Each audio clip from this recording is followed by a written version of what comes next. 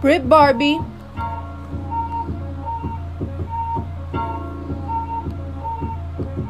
Period I, period period I, period period I, period period I, period period I, period period I, period period I, period period I, period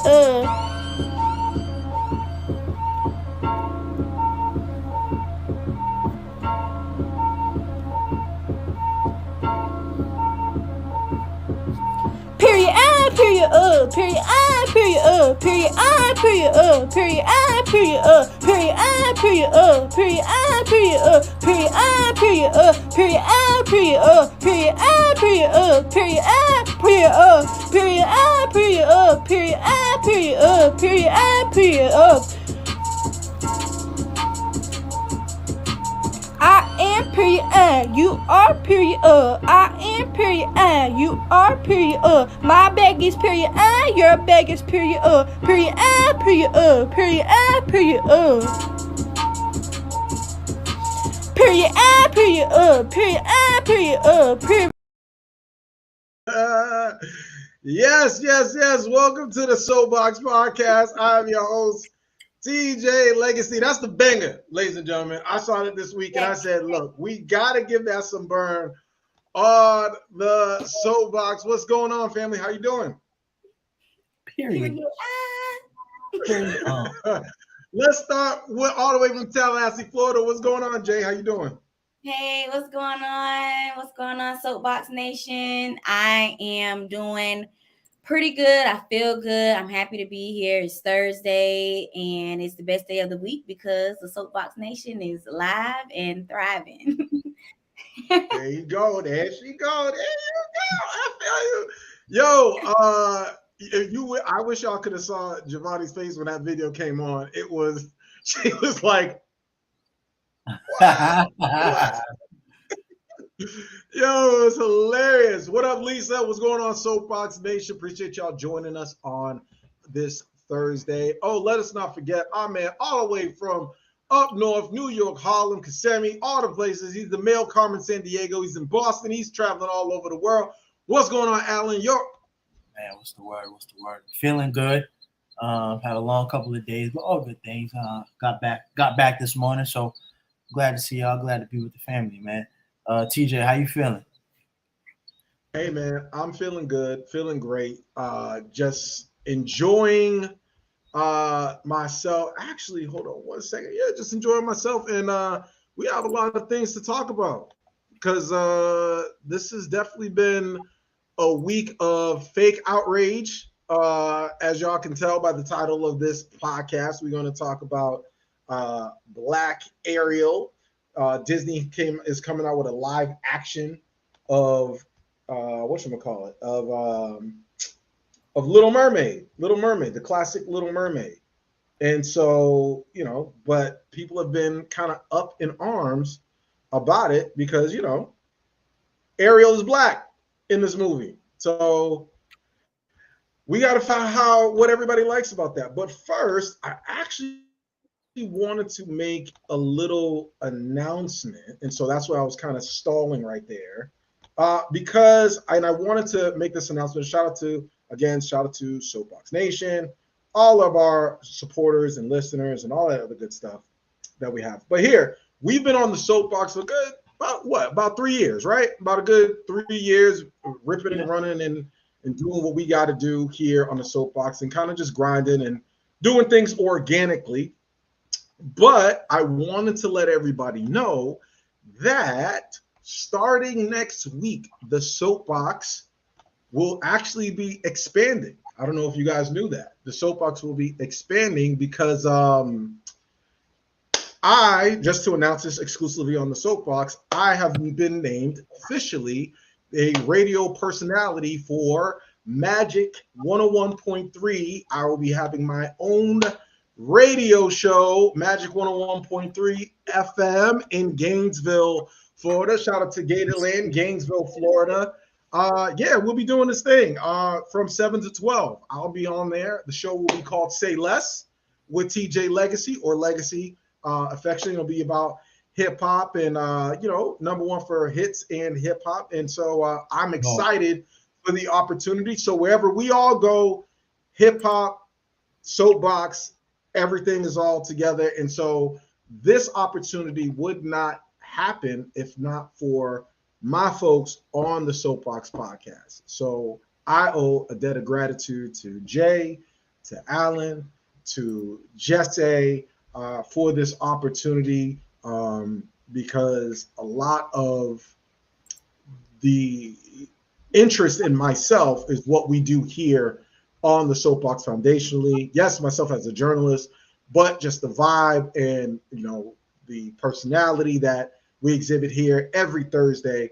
Luckily, in the partnership, I would like to call it, in the partnership, it doesn't take me away from the Soapboxx because they know how important this is actually to me. So take it more of an expansion that a part of us is going to be, or a part of the Soapboxx will also be now on FM station, just in a different sort of way. So just wanted to state that. And yeah, so Gainesville, Ocala, that market, we are on our way. So, you know, it's one way for us to get our, that's what we're doing here on the Soapboxx podcast. So definitely thank you to Soapboxx Nation, thank you to Jay, thank you to Alan, thank you to Jesse, and any guest contributor, any guest that has listened to, been on the show, any guest contributor that has come on and guest host. We appreciate y'all, and especially Soapboxx Nation, whether you retweeted us, whether you watched, viewed, liked, commented, shared, our diehards like Lisa, like we appreciate each and every one of us. So a win, the way we do things here on the Soapboxx, a win for one is a win for all. And so we definitely appreciate it as we tackle our individual goals and then come together in our collective. So we're excited about that. Well, I'm excited about the opportunity. Yeah, I definitely want to congratulate you, TJ. Super exciting news. And of course, I mean, you know, we already know the talent and your passion, your drive, your knowledge, like you're super intelligent. So they are truly getting a superstar. And your Soapboxx, I'm pretty sure some of Soapboxx Nation people will also be listening over there, the ones that are in Gainesville. I know I'm going to download the app or figure out how to tune in to the conversation. Indeed. So I'm really looking forward to it. Indeed. Yes. And so, yeah, this opens up a lot of doors and a lot of different avenues. We'll talk about it definitely off the air and then present some things on air. But yeah, terrestrial radio is something that is still important. It's in every car. It's, you know, and you have now there'll be hundreds of thousands of people in that market that have the opportunity to tune in Monday through Friday, as far as on an urban hip hop station. And yeah, so I'll be playing, you know, what is that? Glow Gorilla and Meg Thee Stallion and maybe some Lizzo and all the hits. We'll be, you know, making sure that you're good, whether you're studying, whether you're doing your drive, whether you're doing, you know, slide into your slider. If you're sliding into someone's DMs and you need something to listen to when you're cheating, go ahead and turn on 101.3 and listen to TJ. Okay, so you know, get you some vibe music, man. But yeah, man, definitely thank y'all. We've come a long way, since 2007. Hey, listen. Definitely, I definitely wanted to publicly say I'm proud of you. You know what I'm saying? We've definitely come a long way since 2007. You know, Celestial Radio is still super important. And, you know, we've always known that you've had this in you. So it's really great to see that the powers that be are now recognizing that the voice can transcend anything that we have going on here and take it to, you know, different heights, different markets, you know, getting into different rooms and different spaces and spreading that talent. So, you know, we always knew that this would happen one day. And for it to be realized in real time, it's amazing, man. It's amazing. So we appreciate it. I mean, and we definitely continue to keep supporting. I believe their website is magic1013.com. 101. Yeah. 1013. Yeah, it's 101.3. Yeah. So, you know, for those asking, Magic 1013 or Magic 1013. Yeah. You can do a live stream on the website, so you'll definitely be able to hear that outside of Gainesville. We'll have a market that. And I'll definitely let people know when we do the official launch, because I might have to do a photo shoot, some extra push-ups, all that other good stuff to really launch the show. So I'll be on air, but then the actual show, my show, will launch. We're looking around October, but I'll definitely keep everyone abreast and appreciate all the support, feedback, the love. For me, this opportunity, and I'll say this last thing. For me, the opportunity was more like y'all were the first people I thought about. I mean, we were in talks prior to, and making the decision, and I wanted to make sure that this was not just the right move for me professionally, but making sure that, creatively, this would be the right decision for us as a team. And so in thinking and strategizing as far as what this could possibly mean, and the training, and they're great folks. Also, don't want to thank the radio station as well for giving me the opportunity. Program director Vinny Fu, who I'll be working with, I've met, good dude. And so I look forward to working with him and bouncing off ideas and really learning from him as well, because I want to definitely be a sponge, because I know there's opportunity for me to grow as well. So I'm really looking forward to that opportunity, and we'll see the sky's the limit from there. So so Gainesville, and who knows, there'll be some other surprises coming down the road when it comes to the Soapboxx. But this is only, I hate when people say this is only the beginning, but this is the result. I always say that the result comes from the preparation, not the results, right? So that's where the success comes in. And I think being on the radio, being on here live Thursdays every week, sometimes we have stuff to talk about, sometimes we got to make things up, sometimes we're bouncing things off of each other.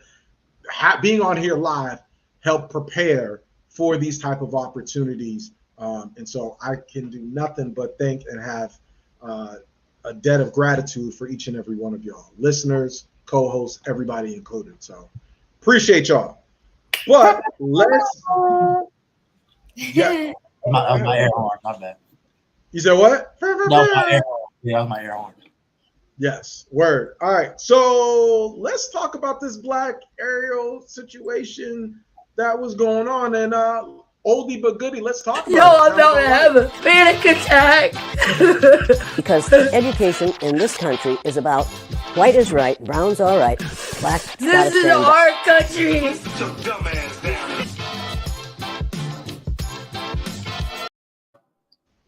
Yes. Sounds about white. So, as we talked about with the in our opening lead-in, we talked about the controversy over the Little Mermaid, Black Ariel, played by, is it Haley? It's Haley. It's Haley Berry. Yes. Haley, not Hallie. Haley, right? Yes. Haley Berry, 22-year-old, right? Black girl, Little Mermaid. Came out. They're coming out with a live action. Everybody knew, because it was announced a long time ago, that she was actually going to play Ariel in the live action. But boy, was the white community mad. They were like, how dare, Giovanni? They said, how dare we have Ariel is white. And so how dare this Black girl who has one of the sweetest faces in the game right now. I don't know what that is. That's like angelic. Like God took his time. He took his time. If I wasn't so committed to Tessa, that she might, you could probably do some things if I wasn't so committed, but I'm loyal. Okay. But yeah, they said, how dare it? The video, the trailer, guys, get this. The trailer to the Little Mermaid teaser got 1 million dislikes on YouTube.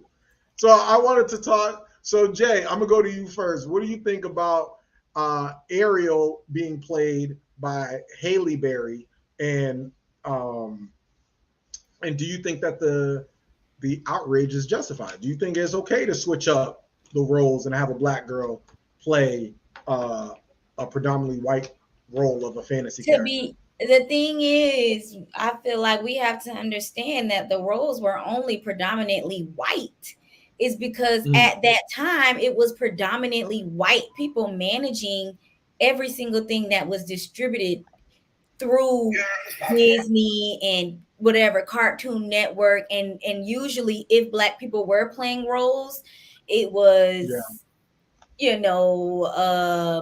Uncle Skeeter and stereotypical roles, right, and so to be honest, for one thing, like when people started first making a big deal about it, I mean it was ridiculous. But I appreciate it because it allows us to never, ever, ever, ever, ever think racism is not a real thing.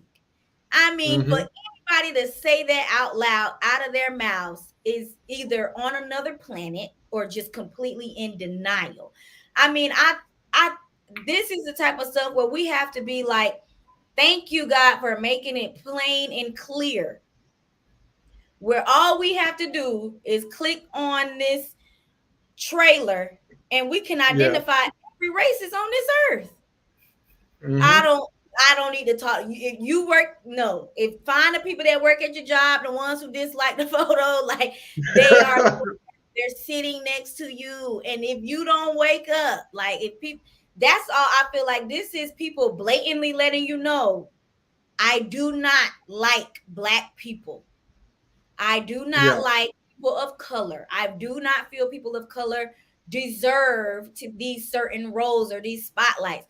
But I just honestly, and another thing, they're mad because I hate to say this, but I'm just gonna say it. When we do it better. And I mean, that's just the other thing about it. The Black Cinderella was way better than the other one, y'all.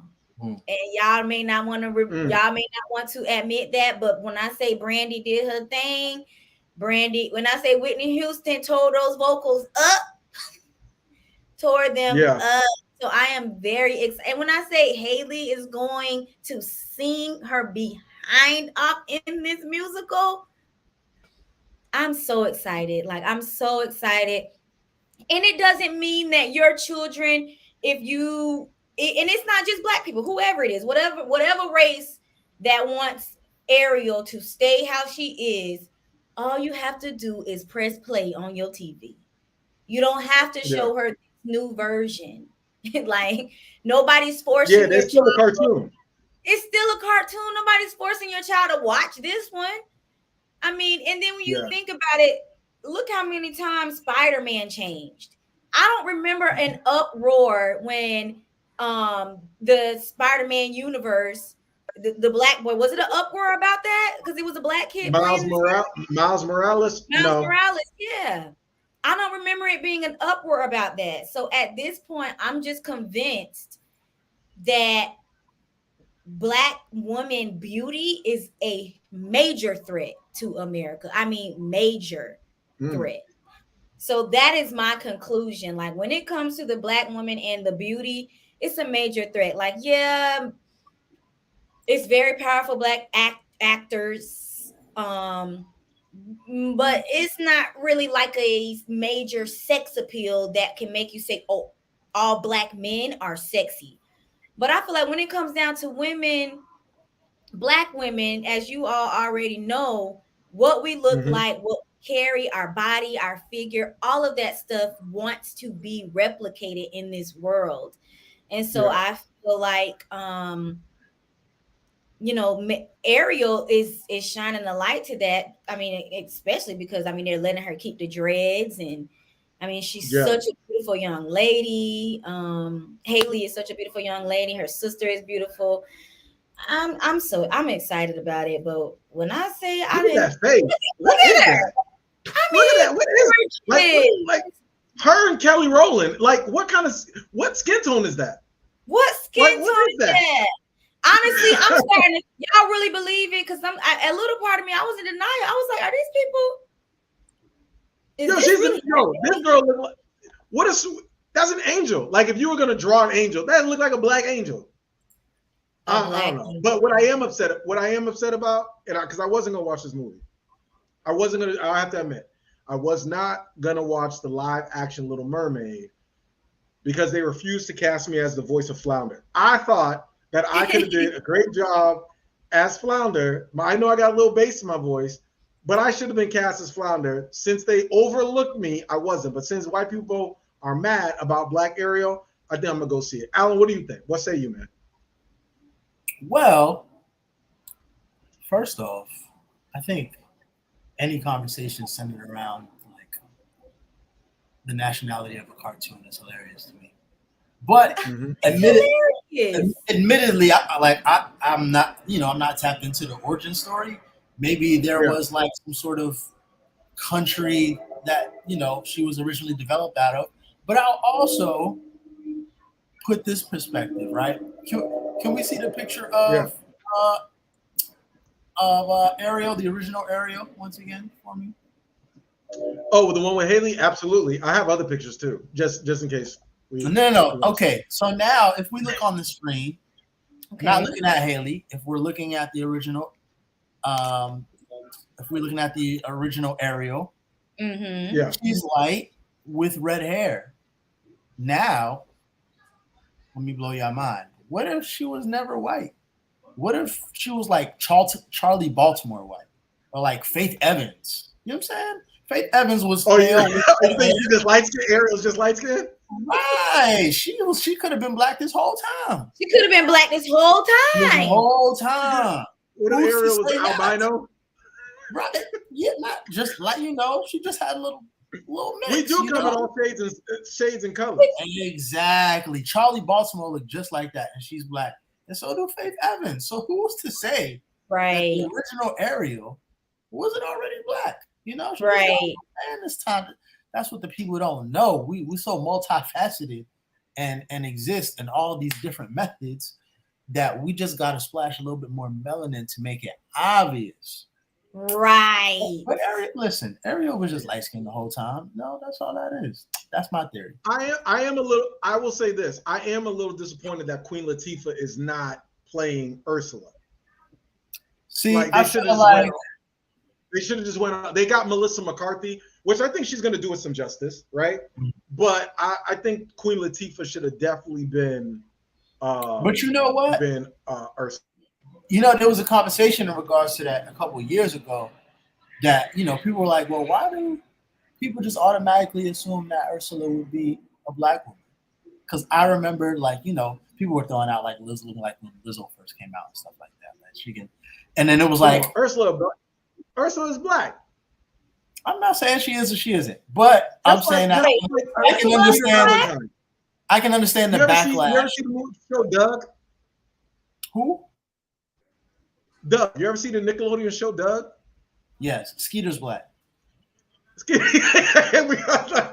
just like, oh, y'all just made, so there's no black people. We just make him green. Yeah, he's black. Yeah, Skeeter's black. And I know I just said it's crazy how we have these conversations about nationalities and cartoons, but this is a non-racist theory that Skeeter is black, just because that's my man. Yes. I mean, Sebastian's a crab. Who's playing Ursula? He's black. Melissa McCarthy. She was in Ghostbusters, and she was in what is it? Mike and Molly. Was that show? I think it was on CBS. She was also in Identity Theft, which is hilarious. That was hilarious. Yeah. Y'all like that movie? I couldn't get through it. I did, and they play it often on TBS now. I think nowadays. I thought it was funny. For whatever reason, I saw it in the movies. I don't remember why I did that, but I enjoyed myself at the movies, and I still enjoy it. I saw a picture of Lizzo next to Ursula, and I thought Lizzo was playing the role. See, I think, well, I know. Shout out to Lizzo. Shout out to Lizzo.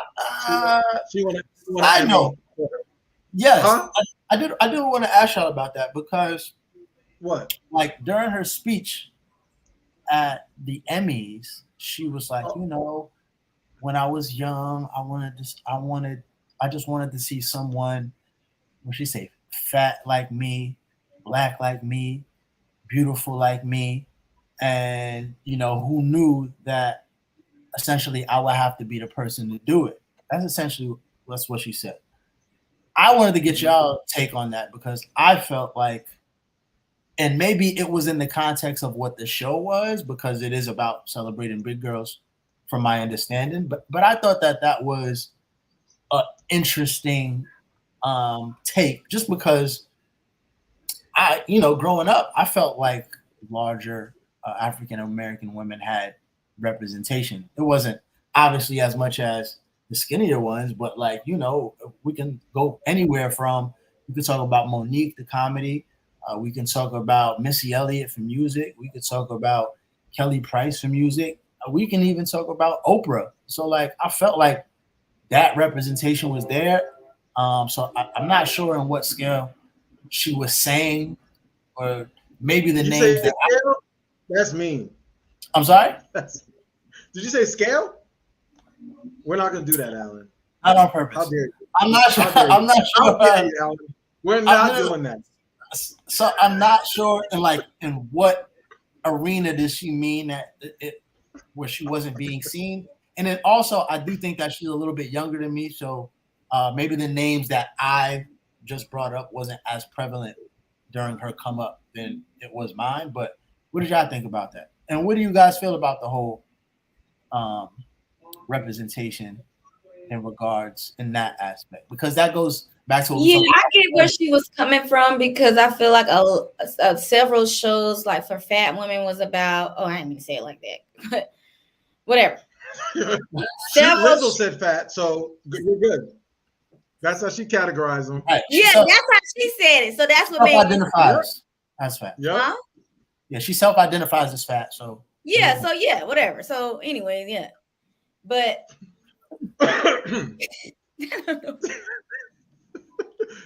You want to take a break? No.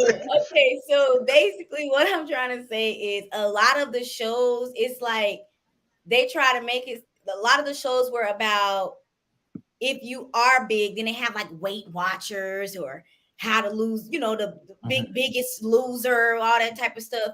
But Lizzo's show promotes all different body types. And it's like a recognition of those body types, opposed to, oh, you don't like your body or you need to change who you are. So I think that's what she meant by, as far as just having her own show that focuses on Black, queer,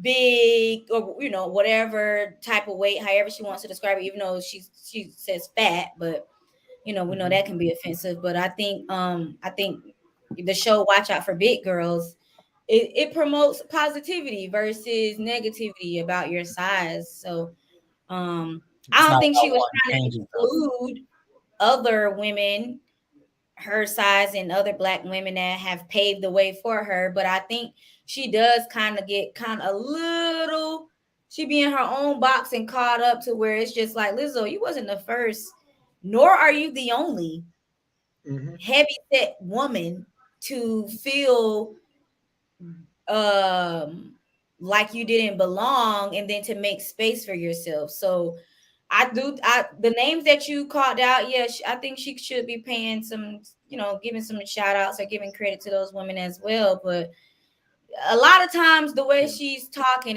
she does sometimes make it seem like she like the first person to ever do it. And I don't understand that, but in regards to her show, it is the first show that I've ever seen that has promoted like body positivity in that way. See, my issue with Lizzo, and it's not really an issue, it's just in her presentation, and it's not necessarily her weight, because historically, especially within the Black community, we have always been accepting of bigger Black women who are actually talented. Aretha Franklin is actually talented. She's had her weight. Oprah has been on TV for years, and she's opened doors for women, for heavier set women. Queen Latifah. There have been other Loretta. Did I say Loretta Devine? Did I say that already? Yeah. So there's always been, for bigger Black women, they've had opportunities and representations. Now, historically, bigger Black women, when it comes to like movie roles, whatever, have always played into the stereotype designated by white society, which is the sassy big Black girlfriend, the mammy in the kitchen, those type of things. That's what they were actually typecast. But you saw bigger Black women, and they're more so accepting, bigger, different body shapes, just like different color types are more accepting within our community. In white society, they don't have that, right? They're like, when you're a big, like Jessica Simpson, she was small, she skinny, and they'll roast you, right? My issue with Lizzo is not what it's her how she presents. It's a lot of revisionist history with her. You can tell that she's being promoted, right? All award shows are political, right? They're all political. She's being prompted up in doing things, but it has nothing to do. Some of the things that she does has nothing to do with body positivity. Having a see-through ass thong at the Laker game and twerking and stuff like that and doing all this extra shit, that ain't got nothing really to do with body positivity. That's just you putting yourself out there to promote yourself. And they're very slick, because I actually watch media publications. They will do similar to what I kind of made a joke with Alan about, like, oh, she tipped the scale, or this. They'll put little captions referencing subtle ways of Lizzo's weight, or trying to put Lizzo on articles, just so people can comment, so that they can generate more likes, more clicks as clickbait. And she feeds into that, because she'll do something outlandish. She'll be like, I don't give a damn what people say about me and my body and blah, blah, blah, and I'm gonna do this. And then she'll get on social media and cry. And then people are like, oh, we feel sorry for her. Oh, but then 2 days later, 3 weeks later, she's like, yeah, I got an album, I got a new song coming out, I got this coming out. Yeah, y'all go buy that, y'all. So it's a mark. So she knows it's a marketing ploy. I think body positivity, it's more about accepting your body type, right? But also body positivity that's lost in is a healthy lifestyle.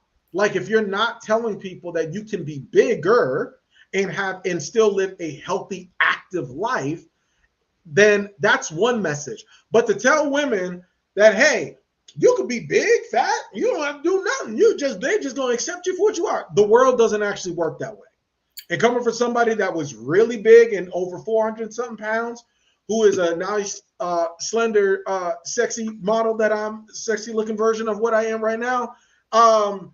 The world changes and people look at you differently, and you don't really notice it until you are actually smaller, because you're like, man, I didn't know that I was being judged based upon my appearances and the negative connotations when it comes to weight. I didn't know that this person was treating me this way because of my weight or my perceived look. And someone told me, like, it's always perception. If you see someone driving next to you, right, early in the morning, right, let's say 7 o'clock, everybody's going to work, 8 o'clock in the morning, and you see somebody who's skinnier and they're driving to work, and you see them with a sandwich in their hand, you look over, they see them with a sandwich in their hand, you'll be like, oh, what a go-getter. Grinding to work, eating on the way to work, they're just doing it, right? You see a big person eating a sandwich early that morning, your natural reaction is not to think they're a go-getter. Your natural reaction is like, damn, they couldn't wait till they got to the office. Like, they got to eat it now, huh? They just like, it's just a natural being. And I think Lizzo's message gets convoluted because she doesn't talk more about a healthy lifestyle. It's just telling women, oh, just be fat, you're good, you just be fat. And she knows that those opportunities are limited. Lizzo is selected. So it's not that she's like, oh, I'm opening these doors by telling all these women, oh, all you got to do is just be fat. And also, yeah, but there are health risks and health concerns of being a bigger person. So if you're not having an active lifestyle and taking care of yourself, then you're also going to fall victim into a lot of this stuff. That's like women tell them, like, girl, just be single until they what? 40 years old, over 40, no kids, and living with a cat. And then like, damn. To be fair, can't find a way. And my last point is, if you think it was hard for young Black girls who are bigger as far as representation, I just rambled off a whole bunch of big people, right? As a young, I guess we would say fat Black kid, I didn't have no representation. Like, if it was like Rick Ross Mark Henry in WWE, which I got separated at birth in 8th grade. It was me and Mark Henry. Look it up. They say me separated at birth with sexual chocolate. That's an actual thing in a yearbook. But yeah, that's it. There's no big black. How many big black men that's not rapping do you see on TV giving analysis that's not an athlete? That is just being just that or is just comedian. being, or a comedian that is just being presented based for their intellect, right? So there wasn't representation, but that doesn't mean I'm out there talking about like, man, all you gotta do is what's up one time for the big dudes. What the big dudes like? You know, we all know it's winter time's coming and big dude season comes around, but it's seasonal. It's seasonal. You know what I'm saying? So yes, Lisa, that is actual. I wish I had the separated at birth. Mark Henry, sexual chocolate, me. Yes, that's actually that's my stats. The only thing I will say in regards to that. But shout out to Lizzo and using her platform. But I think she could do more with her platform to promote a healthier lifestyle, no matter what your body type is. So I do think, and I will give her credit because she is very kind of like outspoken in regards to like eating healthy. Like she tries to eat healthy. She actually might have been vegan for a point in time. And then also as well, her stage performance. She's always talking about how in shape she has to be to put on the stage performance that she does because she's moving around a lot. Not only is she doing that, she's singing, she's dancing, she's playing the flute, all of that stuff. You have to be in amazing shape, and she does speak about that. And I have. But are the women who she's telling they can just be fat? Are they actively doing that? Because she's an entertainer. But all she has to do is just saying, "Oh, just be fat."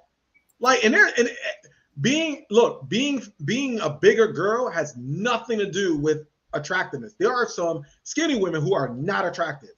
There are some bigger women who are gorgeous and beautiful, right? But it all depends on how you carry yourself. And Lizzo doesn't present herself look at Adele, right? Adele lost weight, she got in shape, but her body positivity message is she sticks to the music, she sticks to her talent. Lizzo's whole thing and her whole identity is wrapped up in her weight. Like you're the one that keeps throwing it in everybody's face. Like we're just like, I'm curious to know what it like. If she loses weight, is she still going to be promoting being her size? No, she's being used as a tool. That's what I'm saying. Because look, she can lose if she wanted to. Lizzo has the resources. She's like she said, she's rich. It don't have to be thick 30 all the damn time. She can go and work out, and she can get a trainer. She can get a dietitian. She has those resources. But the women surgery too. Yeah, she could do that too. And that's not always as easy as it is, because you still got to work out and you still got to have a regimen, and you still got to deal with extra skin. There's a whole psychological thing to deal with that. But she has the resources. The women who she's telling to just be fat, who is listening to her music, don't have that, aren't as active as she is on stage. So when you're telling them, all they have to do is just be fat and sit down and they'll just accept you. The world doesn't work that way. Well, so you're saying that it makes no sense for her to remain her size because she has leverage in other areas to help her lose weight? I'm saying what I'm saying is if Lizzo is that size and she's that active on stage, right? Which means she's burning that much calories and doing all this stuff, and she's active, right? That means she's used to being able to move with that weight. But the fact that she hasn't gotten any smaller means that her diet is not on par. Because if she's burning all those calories, that means her food intake, she's no longer having a caloric deficit enough to lose weight. If she's doing her show and she's heavily active and all that stuff, which she does, and I'm sure she's an amazing performer. I would love to see her in concert one day. If she's doing all of that, but she's not losing any weight, that means it's a diet issue, not necessarily an activity issue. She's telling women in her message that it don't matter your diet, it don't matter your activity level, you can just be fat, you can just be who you are, and it's fine. Okay, you can, but she doesn't talk enough about the consequences of that decision, right? And the consequences of that is societal norms that are there that she's still working to break down, which is less opportunities. There's also the health risk. There's also if you want to become a mother, there's also birth risk. You can have high risk pregnancy for those women who want to give birth. There are so many different factors when it comes to having excess weight. Even myself, diabetes, skin, whether it's dermatology issues. When it comes to some men with their sexual libido. So there's no such thing as a person just not being able to lose weight. Because I feel like I hear that sometimes. Like sometimes people be like, it's not. It can be difficult. It's difficult. Like for instance, right? I'll talk about me. It's difficult to lose before I even had the surgery, right? It was difficult to me to lose weight. The max I've lost on my own was about 60 to 70, right? And that was after I think, Alan, you were still around. It was in Orlando after 2009, 2008 to 2009, right? I fasted for 55 days. I had a lot of shit going on in my life. Had a suicide attempt, all the good stuff. Then I fasted, started working out, lost a whole bunch of weight. But that's because I developed a caloric deficit. But it was harder for me to lose weight. Some women have thyroid issues. Some guys have knee problems because you have to generate a sweat. You got to generate an activity level so that you can have, and it's also your food and your portions and your caloric deficit, right? So even if you go to the gym and even now, for even people who have gastric or even people who are bigger or even small, if you're trying to lose weight and you go to the gym, you could go to the gym 7 days a week. But if your diet isn't together, you're not going to lose weight. So diet is probably, I would say diet is 40% of it, right? It's 40% of it. But yeah, there are restrictions. It's not a monolith. There are restrictions to some people actually losing weight, but you got to find ways to what works for you. Some women like swimming. Some women do the bike. Some people need to do rock climbing, or they'll do aerobics, or they'll do Zumba classes and stuff. But the fact that somebody can just throw their hands up and say, no, I just can't lose weight. No, that's not, unless there's a medical issue that's making you balloon up, whether it's medication, thyroid, stuff like that, then no. But if you can do it and you get with your primary care physician, they can get you on a plan, or a dietitian. You can get yourself on a plan to lose weight. When people talk about losing weight, people don't want to lose incremental weight. It's frustrating because you lose 2 pounds there, you lose 2 pounds. Your body type. It depends on your body. Yeah, not everybody's going to be a size 2. Sometimes for your body type, you got to be a size. Your body type, you got to be a size, 10, 12, 14. So that's okay. Based off of that, I think that Lizzo's message is, I'm big, I don't want to be small. And and to her credit, anytime that she speaks about this stuff, all big people, if they had a choice, I think that's a lot. If you had a choice for a person who is big and you told them, hey, I'm gonna give you a choice. You want to be bigger or you want to be smaller?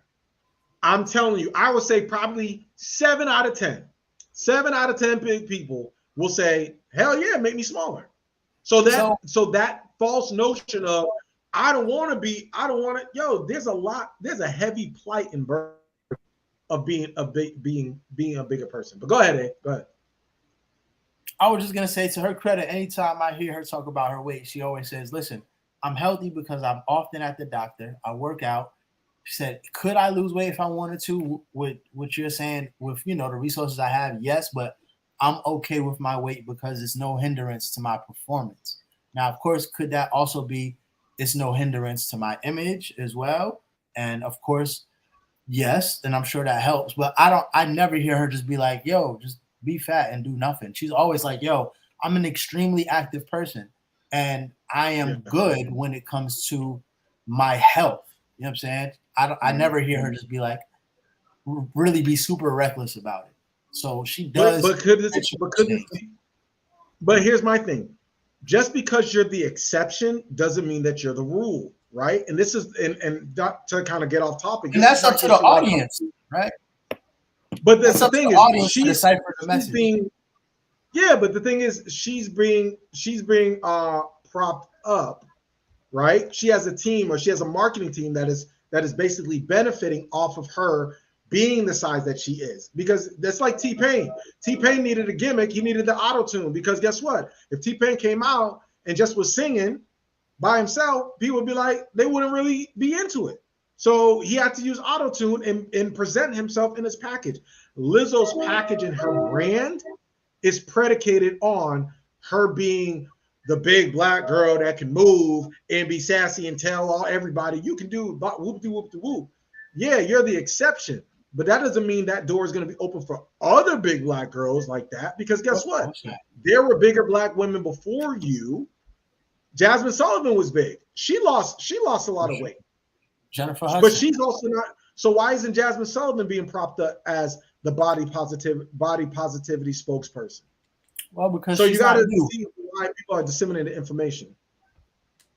Right. I mean, she's just not new. I mean, at one point in time, that was a thing that people spoke about, but she's, 10, 15 years in the game now. If I'm not mistaken, she actually just got a Grammy for her last tape. So shout out to Jasmine Sullivan. Who did? Hotels. Jasmine Sullivan. Oh, you know what? I got to listen. I'm late. I'm a little late on some of these. I was actually going to say this. As far as music goes, Giovanni, do you listen to Thames? What is it? Thames. T-E-M-S. She sings I will wait for you sample. And this is the piece. I know what I'm talking about, right? Oh yeah, I love that song, but other than that, I don't. This is the piece. Go to if you have Spotify, go listen to her play. I think she's the artist of the year. Her music is everywhere on the radio, and it's very smooth, very easy to listen to. I love her music. I just wanted to say that. Like, I thought about that today. So, but yo, let's get to the moral of the story, y'all. Hey, I'm gonna start with you, bro. What's your moral of the story? So, I guess my moral of the story is in light of my man's new position. My moral of the story is going to be everything that you've been through is preparing you for where you're going. So that's what it is. Everything you've been through is preparing you for where you're going. That's it. Appreciate that, bro. Absolutely. Jay, what's your moral of the story? My moral of the story is I'm not muted. Okay, yeah. My moral of the story is I think if you think that you are the underdog right now, you will not remain in that position forever.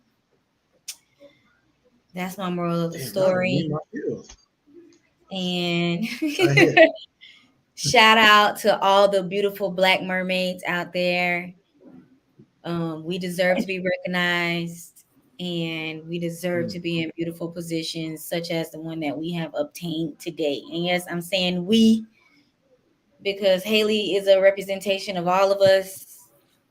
And yeah, we're not the underdog, period. Yeah. Yes. And my moral of the story is the enemy of my enemy is my best friend. I will say this. If you are mad now that ARIEL is Black, just think about how mad you're going to be when she kissed that white boy in that movie. Then you really going to be mad. All the protests is going to get with the interracial dating people and the conservatives that don't like, if you don't like interracial dating, you don't like Black women kissing on white boys and little Black girls seeing that movie, you're going to be mad. You're going to be mad that ARIEL is Black. You're going to be mad with them too. Everybody just going to be big mad. But guess what? these also make strange bedfellows, and sometimes we gotta grow, right? And we gotta, take things with a grain of salt. So yeah, you're gonna be mad, be big mad. And if you're upset about Little Mermaid and thinking that because there's black mermaids, wait until these folks find out that Jesus is black. Mm-hmm.